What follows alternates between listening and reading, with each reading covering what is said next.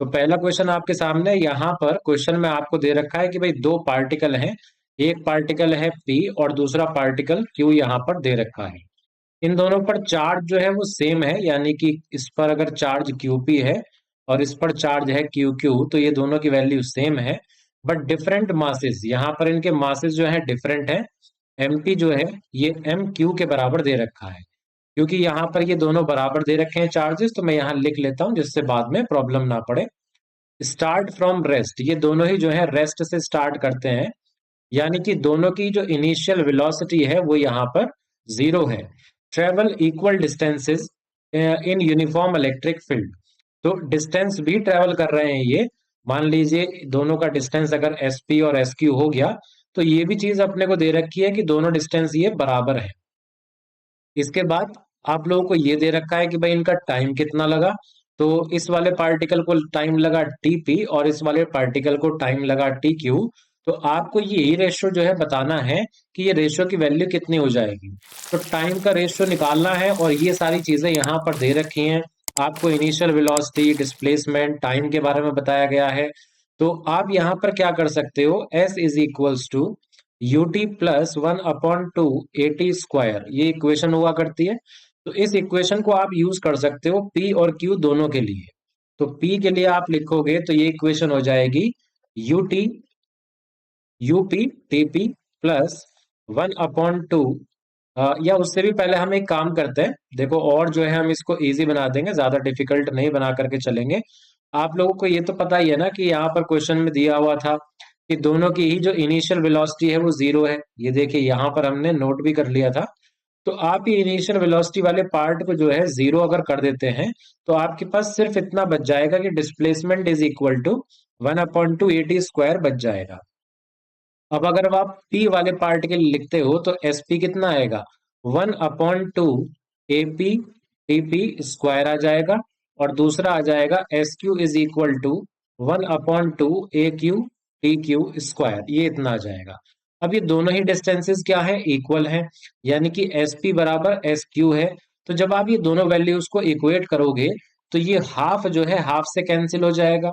आपके पास जो इक्वेशन रह जाएगी AP TP स्क्वायर AQ और यहाँ पर TQ स्क्वायर, ये रह जाएगा। यहां से अगर मैं TP square upon TQ square, ये रेशो की अगर मैं बात करता हूं, तो ये बच जाएगा AQ अपॉन ये AP बच जाएगा यहाँ पर। अब देखिए सोचने वाली बात है कि एक्सेलरेशन चार्ज पार्टिकल पर क्यों लगेगा, क्योंकि ये इलेक्ट्रिक फील्ड में मूव कर रहे थे इसलिए लगेगा। तो एक्सेलरेशन कितना होता है, फोर्स अपॉन मास हुआ करता है। तो ये हो जाएगी फोर्स FQ और MQ मास हो जाएगा। AP पर कितनी फोर्स लगेगी, FP फोर्स लगेगी और मास हो जाएगा MP। अब यहाँ पर अगर ये रेशियो को हम प्रॉपरली करके लिख लेते हैं, तो ये जो रेशियो है ये TP square upon TQ square का रेशियो है। ये कितना आ जाएगा, ये आ जाएगा FQ अपॉन FP। और ये MP वाला जो पार्ट है ये ऊपर जाएगा, MQ जो है नीचे रह जाएगा। अब यहाँ पर ये फोर्स कितनी लग रही होगी, अभी मैंने आपको बताया इलेक्ट्रिक फील्ड की वजह से फोर्स लगेगी। तो वो फोर्स हुआ करती है QE। अब Q यहाँ पर क्या है, देखिए Q जो चार्ज है वो P पर और Q पर दोनों पर इक्वल है, ये हम लोगों को पहले ही पता था। तो मैं इसकी वैल्यू को जो है अलग अलग करके नहीं लिख रहा, कैंसिल करने में इजी हो जाएगा। और दोनों के लिए इलेक्ट्रिक फील्ड भी सेम रहने वाली है, E रहने वाली है। तो मैंने उसको भी सब्स्टिट्यूट नहीं करा, MP अपॉन MQ आ गया। ये मैं कैंसिल कर देता हूं और मेरे पास बचता है MP अपॉन MQ बच जाएगा। अब ये जो लेफ्ट हैंड साइड थी इसको रीराइट करते हैं, TP अपॉन TQ, यहाँ पर स्क्वायर के साथ है, अगर विदाउट स्क्वायर आप लिखोगे तो रूट लगाना पड़ेगा। और राइट हैंड साइड में क्या रिजल्ट हमारे पास बच गया था, MP अपॉन MQ। तो यहाँ पर पहले क्वेश्चन का आंसर इस तरीके से आप पता लगा पाओगे कि ये under root MP upon MQ है, यानी कि यहाँ पर ए पार्ट जो है फर्स्ट क्वेश्चन का आपका आंसर आ जाएगा। इस तरीके से हम इस क्वेश्चन को कर लेंगे। क्वेश्चन में देखिए आपको देखने में लग रहा होगा कि बहुत ज्यादा लेंथी हो गया, बट इससे ज्यादा आप शॉर्ट में क्वेश्चन को नहीं कर पाएंगे, ये बात आप लोग याद रखिएगा। इसके बाद दूसरा क्वेश्चन यहाँ पर लेते हैं। दूसरा क्वेश्चन क्या है, ये रहा आपके सामने सेकंड क्वेश्चन। सेकंड क्वेश्चन ये कह रहा है electron drift with speed VD, यानी कि आपको ड्रिफ्ट स्पीड दे रखी है वीडी, और ये तब दे रखी है जब पोटेंशियल डिफरेंस कितना है, वी है। अब आपसे कहा गया है कि अगर ये पोटेंशियल डिफरेंस को रिड्यूस करके वी बाई टू कर दें आप, है ना, वी बाई टू कर दें, तो ड्रिफ्ट स्पीड कितनी हो जाएगी। मान लीजिए ड्रिफ्ट स्पीड हो जाएगी तब वी डी, और ये जो पोटेंशियल है इसको आप मान लो वी डैश। तो आपको कुछ इस तरीके से क्वेश्चन को सॉल्व करना है कि आप ड्रिफ्ट वेलोसिटी को पोटेंशियल से रिलेट करा पाओ। लेकिन आपने देखिए पढ़ क्या रखा है, आपने पढ़ रखा है वीडी बराबर कितना होता है, ए टॉ होता है। एक्सेलरेशन की बात करते हैं तो फोर्स अपॉन मास हो जाएगा। फोर्स कितना हो जाएगा, फोर्स इज इक्वल टू हो जाएगा क्यूई। अब इसके बाद आप इलेक्ट्रिक फील्ड को यहां पर लिख सकते हो पोटेंशियल अपॉन लेंथ, यानी कि पोटेंशियल डिफरेंस अपॉन लेंथ भी कह सकते हो। अब आपको यहाँ पर थोड़ा सा सोचना पड़ेगा। यहाँ पर कुछ फैक्टर्स ऐसे हैं जो आप कॉमन कांस्टेंट लेकर के चल सकते हो दोनों कंडीशंस के लिए। देखिए कंडक्टर सेम है तो उसकी लेंथ जो है वो कोई वेरिएबल नहीं बनने वाला। जो इलेक्ट्रॉन है उसका मास नहीं चेंज होने वाला, तो ये भी एक कांस्टेंट फैक्टर बन जाएगा। चार्ज भी इलेक्ट्रॉन का चेंज होने वाला नहीं है। रिलैक्सेशन टाइम भी चेंज होने वाला नहीं है, ऑलमोस्ट आप यही मान के चलोगे। तो इस तरीके से आपको दिख रहा है कि वीडी जो है डायरेक्टली प्रोपोर्शनल आ रही है पोटेंशियल के। इस तरीके से हम कह सकते हैं कि अगर पोटेंशियल वी था और ड्रिफ्ट वेलोसिटी वीडी थी, तो पोटेंशियल के हाफ हो जाने पर ड्रिफ्ट वेलोसिटी भी क्या हो जाएगी, हाफ ही हो जाएगी। इस तरीके से हम कह सकते हैं कि भाई हमारा कौन सा ऑप्शन सही है। हमारा यहाँ पर ये ए वाला ऑप्शन जो है ये करेक्ट आंसर यहाँ पर बनकर आएगा। आई होप आपको क्वेश्चन समझ में आया होगा। नेक्स्ट क्वेश्चन देखते हैं। क्वेश्चन नंबर 3 आपके सामने है। Length of wire 4.4 metre. Length आपको दे रखी है 4.4 मीटर। इसको बेंट करा गया है। एक वायर थी, इसको आपने बेंट कर दिया सर्कुलर शेप में, और करंट जो फ्लो कर रही है बच्चों यहाँ पर, ये 1 एम्पियर की जो है करंट फ्लो कर रही है। आपसे मैग्नेटिक मूवमेंट जो है पूछा गया है। मैग्नेटिक मूवमेंट हुआ करता है बच्चों आई ए, आप लोग जानते हो। आई ए अगर हुआ करता है तो एरिया कितना हो जाएगा भाई, पाई आर स्क्वायर हो जाएगा। आर यहाँ पर रेडियस है इस लूप की जो आपने लूप बनाया है। अब आपको ये रेडियस तो पता नहीं है, लेकिन आपको ये पता है कि आपने जो कंडक्टर की लेंथ थी उसी से ही क्या बनाया था, ये लूप बनाया था। यानी कि कंडक्टर की जो लेंथ है अगर उसको आप एल मान लेते हो, तो ये लूप के सरकमफेरेंस के बराबर होगी। यानी कि आर यहां से आप कैलकुलेट कर सकते हो, एल अपॉन टू पाई आ जाएगा। आपको किसकी वैल्यू चाहिए, आर स्क्वायर की वैल्यू चाहिए। यहाँ पर आर स्क्वायर कितना आ जाएगा, L square upon 4 pi square इतना बन जाएगा। ये वाली वैल्यू उठा करके हम यहाँ पुट कर देंगे, आई इंटू पाई। आर स्क्वायर की जगह पर आ गया L square upon 4 pi square, ये आ जाएगा। पाई से यहाँ पर पाई कैंसिल हो जाएगा, और आपके पास में m बच जाएगा, इधर लिख देता हूं। आपके पास में m बच जाएगा आई इंटू एल अपॉन, यहां से कितना बचा था, 4 पाई। तो ये आई एल स्क्वायर बचा है बच्चों, और ये 4 पाई बचा है। तो आई की वैल्यू कितनी दे रखी है अपने को, यहाँ पर हमें गिवन है 1। लेंथ हमें दे रखी है बच्चों 4.4 दे रखी है। इसका स्क्वायर है तो दो बार यहाँ पर लिख लेते हैं इसको। 4 पाई, पाई की वैल्यू 22, अपॉन में जो 7 आएगा वो ऊपर चला गया। अब आप यहाँ पर इसको कैंसिल भी कर सकते हो। कैंसिल करोगे ये आ जाएगा यहाँ पर 1.1। 22 से कैंसिल करोगे तो ये आ जाएगा 0.2। मल्टीप्लाई कर सकते हैं आप यहाँ पर, तो ये आ जाएगा 0.22 इंटू 7, और सीधी सी बात है इसको मल्टीप्लाई करने पर 1.54 आने वाला है। यानी कि डी ऑप्शन अपना यहाँ पर करेक्ट आंसर हो जाएगा मैग्नेटिक मोमेंट का। इस तरीके से देखिए, थोड़ा सा क्वेश्चन को यहाँ पर ये घुमाने की कोशिश करते हैं जिससे आप लोग क्वेश्चन में ट्रिक में मतलब उसकी जो है टाइम वेस्ट कर दो और आपका जो क्वेश्चन है वहां पर वो गलत हो जाए। तो ये चीज करते हैं ये, अदरवाइज आप अगर यहाँ से निकल गए सब चीजों को वैल्यूज को सही करते हुए चलते गए तो आपका क्वेश्चन गलत नहीं होगा, आपका आंसर आना ही आना है। नेक्स्ट क्वेश्चन देखते हैं यहाँ पर, क्वेश्चन नंबर 4। क्वेश्चन नंबर 4 क्या कह रहा है, एक सर्कुलर कॉइल है, उसका रेडियस आपको दे रखा है 10 सेंटीमीटर। तो भाई ये रेडियस जो है ये 10 सेंटीमीटर दे रखा है। इसको मैग्नेटिक फील्ड में आपने रखा, मैग्नेटिक फील्ड दे रखी है आई कैप प्लस 0.5 जे कैप, इतनी यहाँ पर मैग्नेटिक फील्ड दे रखी है। अच्छा ये जो है मिली टेस्ला में दे रखी है यहाँ पर। ये यूनिट का ध्यान रखना बहुत ज्यादा जरूरी है, अदरवाइज क्वेश्चन गलत हो जाता है। आउटवर्ड यूनिट वेक्टर, देखो यूनिट वेक्टर जो होगा और नॉर्मल यूनिट वेक्टर नॉर्मल जो होगा, सीधी सी बात है वो ए कैप कहलाएगा, है ना। एरिया वेक्टर ही तो कहलाएगा, नॉर्मल भी है और यूनिट वेक्टर भी है तो ए कैप कहलाएगा। अब ये जो ए कैप दे रखा है इसकी वैल्यू यहां पर ये रही 0.6 आई कैप प्लस 0.8 जे कैप, इतने हो जाएगा ये ए कैप की वैल्यू। अब यहाँ पर अगर एरिया का मैग्नीट्यूड आप पता करना चाहो तो भाई रेडियस आपको 10 सेंटीमीटर दे रखी है, यानी कि एरिया होगा पाई आर स्क्वायर। रेडियस 10 सेंटीमीटर है, यानी कि 0.1 का स्क्वायर करना पड़ेगा, ये आ जाएगा 0.015। ये एरिया का मैग्नीट्यूड आ गया, आप ये समझ लीजिए।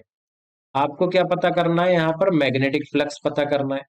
तो भाई मैग्नेटिक फ्लक्स जो होगा वो होगा बी डॉट ए, यानी कि सीधी सी बात है, जो भी आपको मैग्नेटिक फील्ड दे रखी है आई प्लस 0.5 जे, इतना दे रखा है।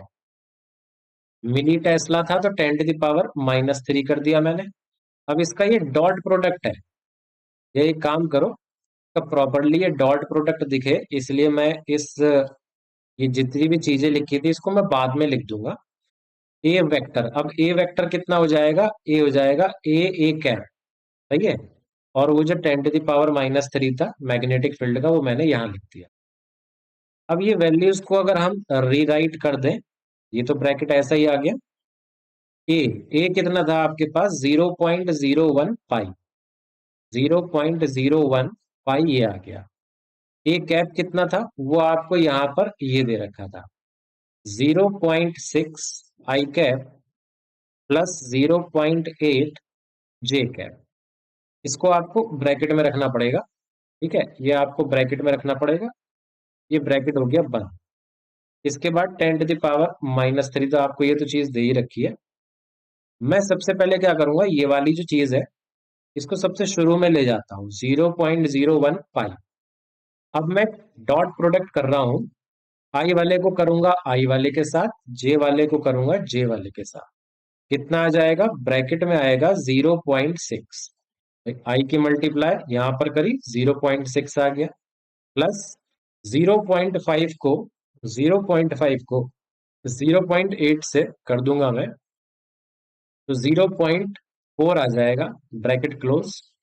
पावर कितनी है मेरे पास, -3 है।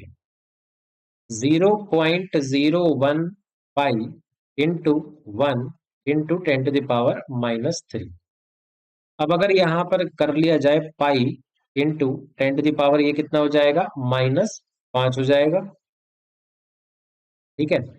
ये -5 हो गया। अब इसमें 3.14 इंटू 10⁻⁻5 अपना आंसर आ जाएगा। बट यहाँ पर जितने भी आंसर हैं ये माइक्रो में दे रखे हैं बच्चों, तो आंसर मैच कराने के लिए अपने को माइक्रो बनाना पड़ेगा। तो 31.4 10⁻⁻6 ये तो हो गया माइक्रो, और ये आपका न्यूमेरिकल आंसर आ जाएगा। तो 31.4 ये सी पार्ट जो है ये आपको करेक्ट आंसर यहाँ पर दे देगा, ठीक है। तो ये क्वेश्चन इस तरीके से आप लोग जो है कर पाओगे। अब यहाँ पर आपको क्या चीज अलग दे रखी थी, यहाँ पर आपको जो चीज अलग दे रखी थी वो था कि एरिया वेक्टर आपको प्रॉपरली नहीं दे रखा था, सिर्फ आपको वहां पर यूनिट वेक्टर दिया। आपको एरिया वेक्टर का मैग्नीट्यूड यानी कि ए फाइंड करने के लिए अलग से पाई आर स्क्वायर लगाना पड़ गया। तो ये चीजें यहाँ पर अलग थी। क्वेश्चन अच्छा था, 2024 का जो क्वेश्चन पेपर आया था ओवरऑल थोड़ा सा डिफिकल्ट लेवल था उसका, तो वो आप यहाँ पर देख ही सकते हो। ये ऐसे ऐसे क्वेश्चन जो एक एक मार्क के हैं उसमें भी बहुत सारी कैलकुलेशन आपको करनी पड़ रही है। तो इसके बाद चलते हैं नेक्स्ट क्वेश्चन पर, क्वेश्चन नंबर 5। क्वेश्चन नंबर 5 क्या है, which of the following quantities remain same in primary and secondary of coil. भाई प्राइमरी और सेकेंडरी में कौन चीज कांस्टेंट रहती है? करंट हमने देखा है चेंज होता है, तो ये तो आंसर नहीं होगा। वोल्टेज को भी हम चेंज करते हैं भाई ट्रांसफार्मर के अंदर। पावर ये कांस्टेंट रहता है, और फ्लक्स ये भी कांस्टेंट रहता है। फ्लक्स क्यों कांस्टेंट रहेगा? क्योंकि आप यहाँ पर आइडियल ट्रांसफार्मर मान के चल रहे हो। आइडियल ट्रांसफार्मर में जो पावर है और जो फ्लक्स है, इसमें कोई भी लॉस नहीं आता है, इसलिए ये दोनों चीजें सेम रहेंगी। दैट मीन्स आपका डी ऑप्शन यहाँ पर करेक्ट आंसर हो जाएगा। ये क्वेश्चन सीधे सीधे पढ़ने के बाद आंसर किया जा सकता था। क्वेश्चन नंबर 6 पर चलते हैं। रसिस्टर दे रखा है आपको, इंडक्टर भी दे रखा है। इन दोनों का सीरीज कॉम्बिनेशन, रसिस्टर का और इंडक्टर का सीरीज कॉम्बिनेशन आपने एसी सोर्स से अप्लाई कर रखा है। ये जो एसी सोर्स है इसका भाई वी आर एम एस दे रखा है 100√2, और 50 हर्ट्ज की फ्रीक्वेंसी है, देखो ये भी यहाँ पर एडिशनली दे रखा है।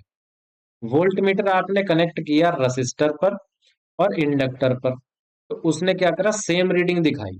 तो भाई यहाँ पर अगर सेम रीडिंग दिखा रहा है, मान लो रीडिंग दिखा रहा है V0, ठीक है, तो इस पर भी कितनी रीडिंग दिखा रहा है, V0। अब देखो ये जो है ना डीसी सर्किट नहीं है। डीसी सर्किट होता तो आप क्या करते कि भाई टोटल वोल्टेज जो यहाँ पर है Vrms, इसको आप सीधे सीधे V0 + V0 कर देते, है ना। लेकिन ये एसी है, एसी में ऐसे नहीं होता। तो Vrms जो होगा वो किसके बराबर होगा बेटा, √, जितना वोल्टेज यहां पर मिला स्क्वायर करो, जितना वोल्टेज यहां पर मिला इसका भी स्क्वायर करो, और इसको रूट में रखो, ये होगा। तो इसको सॉल्व करोगे आप, V0√2 आ जाएगा। इधर 100√2 है, तो √2 कैंसिल कर गया, और V0 का आंसर आ गया आपके पास 100 volt. Reading of volt meter, volt meter की रीडिंग पूछी थी तो 100 आ रही है, यानी कि डी ऑप्शन यहाँ पर करेक्ट आंसर होगा। इसमें भी देखो थोड़ा सा कम टाइम लगा है, तो कुछ क्वेश्चंस ऐसे आते हैं जो ज्यादा टाइम ले लेते हैं, लेकिन कुछ क्वेश्चंस ऐसे आएंगे जिनमें आपको सिर्फ पढ़ने से या थोड़ा बहुत डील करने से ही आपको आंसर उसका मिल जाएगा। तो ये बात का आप लोग थोड़ा सा ध्यान रखें। नेक्स्ट क्वेश्चन की तरफ चलते हैं, क्वेश्चन नंबर 7। ये भी पढ़ करके आंसर दे पाएंगे हम। इलेक्ट्रोमैग्नेटिक वेव है, वेवलेंथ दे रखी है बच्चों आपको, यहां लिख लेते हैं, वेवलेंथ दे रखी है आपको 10 नैनोमीटर। अब आपको बताना है कि क्या होगा इसमें से। तो जो पैटर्न हुआ करता था वो हुआ करता था रेडमी, लक्स, जी, यानी कि radio, micro, infra, visible, ultra, x और गामा, ये जो है इसका पैटर्न आ गया। अब जो लाइट, विजिबल लाइट रहा करती है 700 से 400 नैनोमीटर रहा करती है। उसके बाद जो अल्ट्रा है 400 से 1 नैनोमीटर आ जाएगा। और जो ये वैल्यू है ना 10 नैनोमीटर, आप चेक करोगे तो ये इसी रेंज में लाई करेगी। 400 नैनोमीटर से 1 नैनोमीटर के बीच में ही ये वाली जो वैल्यू है 10 नैनोमीटर, ये आ जाएगी। यानी कि हमारा आंसर बनेगा अल्ट्रा। अल्ट्रा का मतलब है बी पार्ट जो है आपका करेक्ट आंसर यहाँ पर बन जाएगा। इसके बाद नेक्स्ट क्वेश्चन पर आ जाते हैं, क्वेश्चन नंबर 8। वर्क फंक्शन, आपको वर्क फंक्शन दे रखा है, कितना दे रखा है, फाइ नॉट बराबर आपको दे रखा है 3.315 इलेक्ट्रॉन वोल्ट, ये दे रखा है। कट ऑफ वेवलेंथ आपसे कहा गया है भाई, कट ऑफ वेवलेंथ जो है कहा गया है। अच्छा यही बताना है कि कितना होगी। तो आप लोग जानते हैं, देखिए फाइ नॉट हुआ करता है HC/λ0। लैम्डा नॉट यहां से आ जाएगा HC/φ0 आ जाएगा। तो ये वैल्यू अगर आप रखेंगे HC, जो HC की वैल्यूज होंगी वो रखेंगे, और फाइ नॉट अगर आप यहाँ पर रखते हो 3.315, जो पूरा इलेक्ट्रॉन वोल्ट में है, अगर ये पूरा रख दोगे ना आप लोग, तो इसका आंसर आपको डायरेक्ट एंगस्ट्रॉम में मिल जाएगा। लेकिन इसकी रफ कैलकुलेशन के लिए मैंने आपको बता रखा है 12375, और नीचे जो है यहाँ पर इलेक्ट्रॉन वोल्ट में रख दो आप, ये डायरेक्ट आपका एंगस्ट्रॉम में आंसर आपको मिल जाएगा। यानी कि चल तो यही रहा है, लेकिन हम अपनी कैलकुलेशन के लिए इजी करने के लिए ये शॉर्टकट ट्रिक समझ लो, इसको यूज कर सकते हैं। आप देखो यहाँ पर हम 5 से कैंसिल कर सकते हैं इसको, क्योंकि दोनों के एंड में 5 आ रहा है। तो 5 दूनी 10, और 5 चौक 20, 5 सत्ते 35, और 5 पंजे 25, अपॉन में कितना आ जाएगा, 0.0 कितना आएगा भाई? 5 छंग 30, और 5 छंग 30, और फिर कितना आएगा? 5 तिया 15 आ जाएगा। तो ये एंगस्ट्रॉम में चल रहा है आंसर, ये आपको ध्यान में रखना है। इसके बाद इसको हम 3 से भी कैंसिल कर सकते हैं। 3 8 ज़ा 24, और 3 2 ज़ा 6, और फिर ये कितना आ जाएगा? 3 पंजे 15 आ जाएगा। यहाँ पर आप कैंसिल कराओगे तो 0.221 आ जाएगा एंगस्ट्रॉम में। अब देखिए, अब आप यहाँ पर ना एक काम कर सकते हो। क्या काम कर सकते हो? उसको डिवाइड कर लो। डिवाइड कर लो। देखो, 221 से मैं डिवाइड कर रहा हूँ 825 को। सीधी सी बात है, 4 बार तो जाएगा नहीं, तो 3 बार जाएगा। अब आप अपने आंसर चेक करो, आगे कैलकुलेशन ही नहीं करनी है आपको। ये वाला आंसर 1 से स्टार्ट हो रहा है, ये वाला 2 से, ये वाला 5 से, और ये वाला 3 से। आपके आंसर में भी स्टार्टिंग में 3 आ रहा है ना? कोई भी नंबर 3 के आसपास नहीं है। तो इसका मतलब आपको कैलकुलेशन करने की जरूरत नहीं है, आपको आंसर का हिंट मिल गया कि यही जो है आंसर होगा। बाकी आप आंसर जो है पता लगा सकते हो, पूरा सॉल्व करके आ जाएगा आपके पास आंसर। कोई प्रॉब्लम नहीं है, आप करना चाहो पूरा सॉल्व कर सकते हो। क्वेश्चन नंबर 9 बच्चों यहाँ पर है। 3 लेवल आपको दे रखे हैं बच्चों, ए बी और सी। तो भाई ये हो गया सी लेवल, ये हो गया बी लेवल, और ये हो गया ए लेवल। मैंने ऊपर वाले को सी क्यों लिखा? क्योंकि उसकी एनर्जी जो है सबसे ज्यादा है, सबसे ज्यादा एनर्जी वाला सबसे ऊपर आएगा। λ1, λ2, λ3, 3 वेवलेंथ मिल रही हैं। कब मिल रही हैं? सी से बी। सी से बी ट्रांजिशन होगा तो λ1। बी से ए, बी से ए ट्रांजिशन हुआ तो λ2 मिला। और सी से ए ट्रांजिशन, यानी कि ये डायरेक्ट ट्रांजिशन हुआ, तो आपको λ3 मिल रहा है। आपसे पूछा गया है इन तीनों के बीच में क्या रिलेशन होगा। भाई सीधी सी बात है, देखो, पहले हम करते हैं पहले ट्रांजिशन के लिए, फिर दूसरे के लिए करेंगे, फिर तीसरे के लिए करेंगे। पहले ट्रांजिशन के लिए करोगे तो ई सी माइनस ई बी बराबर कितना आएगा? H C upon λ1। एक इक्वेशन बन गई। इसके बाद हम लिख सकते हैं ई बी माइनस ई ए। बी से ए में जब ट्रांजिशन हुआ तो वेवलेंथ थी हमारे पास λ2। देखो, इन दोनों को क्या करो, तुम ऐड कर लो। ऐड करोगे तो ए बी जो है कैंसिल हो जाएगा, है ना? ये ए बी जो है कैंसिल हो जाएगा। ई सी माइनस ई ए कितना बच जाएगा?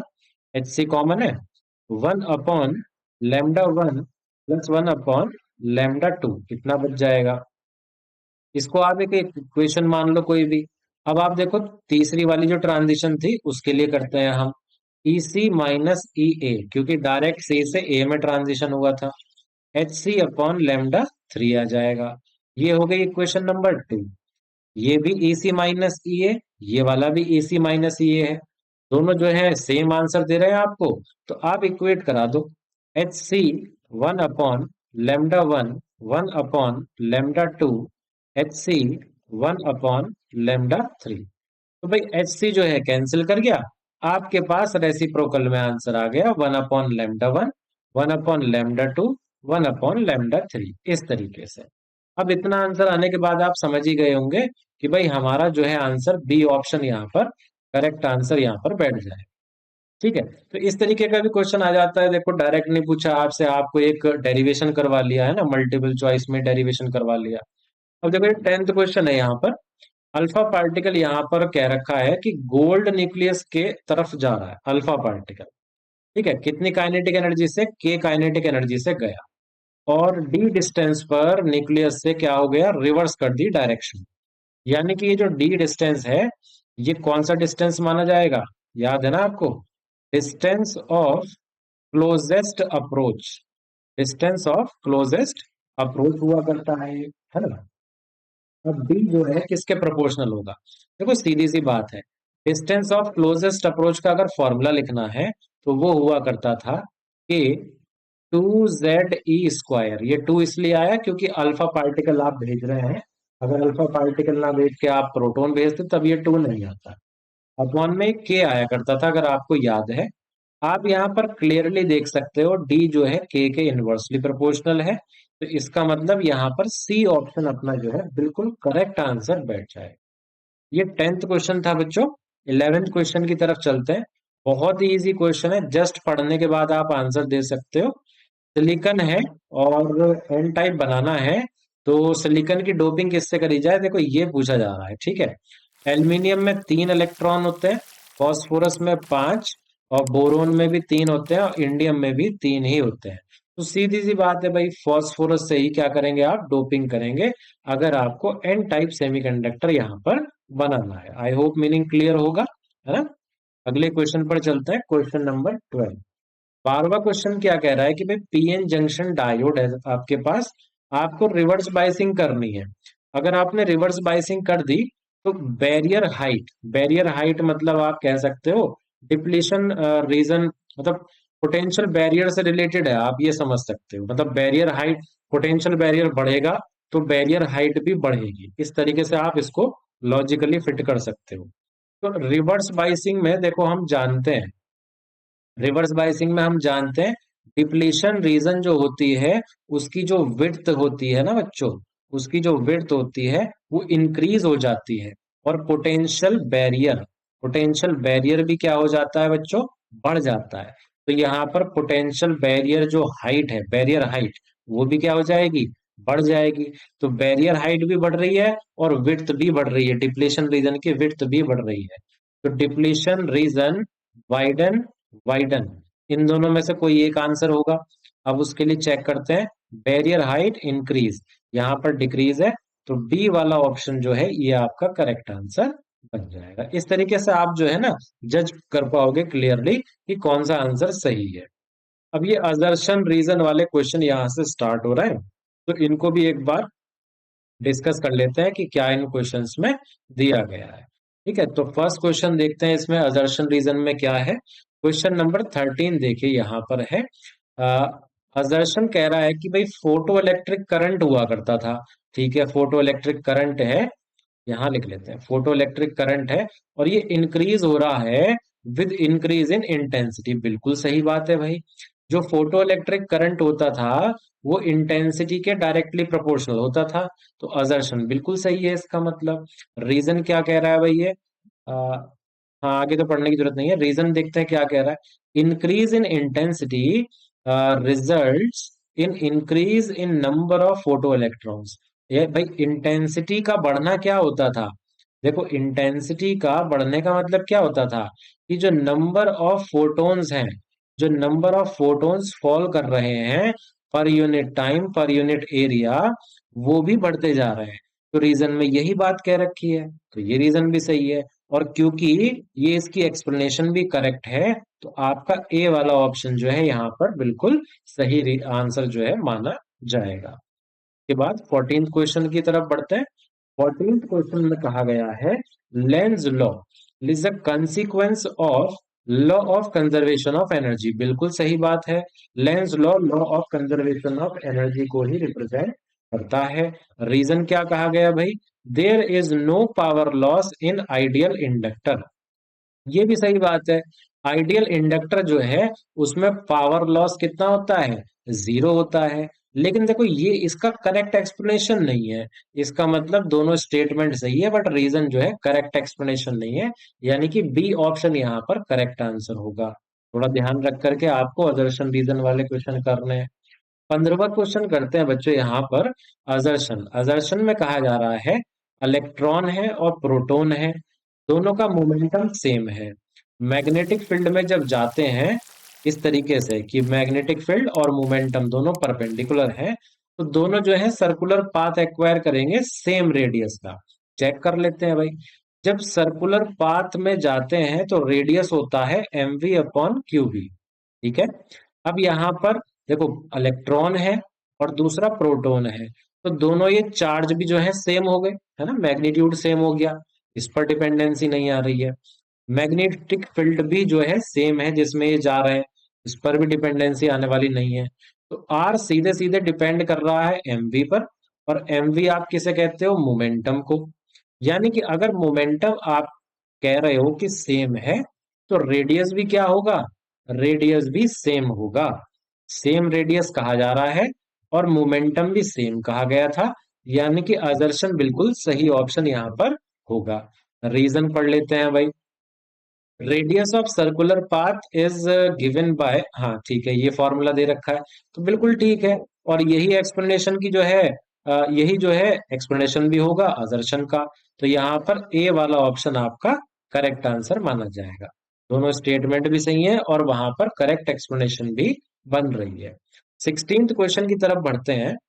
16th क्वेश्चन में असर्शन देखिए, magnifying power of compound microscope is negative. भाई मैग्नीफाइंग पावर जो होती है वो हर बार नेगेटिव ही आती है, हमने पढ़ा हुआ है, क्योंकि जो ऑब्जेक्ट है और जो फाइनल इमेज होती है वो एक दूसरे से मतलब क्या कहते हैं, एक इरेक्ट है तो एक जो है इन्वर्टेड होती है, पलट जाती है image. Final image is erect with respect to object ना, भाई ये गलत है, ये बात गलत है। देखो फाइनल इमेज जो है ये इरेक्ट थोड़ी ना है, ये तो कैसी है, ये तो इन्वर्टेड है। इसका मतलब ये वाला स्टेटमेंट गलत हो गया। तो असर्शन सही है, रीजन गलत है, यानी कि सी ऑप्शन आपका यहाँ करेक्ट आंसर बनेगा। देखो ऐसा नहीं मान के चला करते कि ए और बी इसी में से कोई ना कोई ऑप्शन होगा, ऑप्शन आपका दूसरा भी हो सकता है, ये भी आपको चीज ध्यान में रखनी है।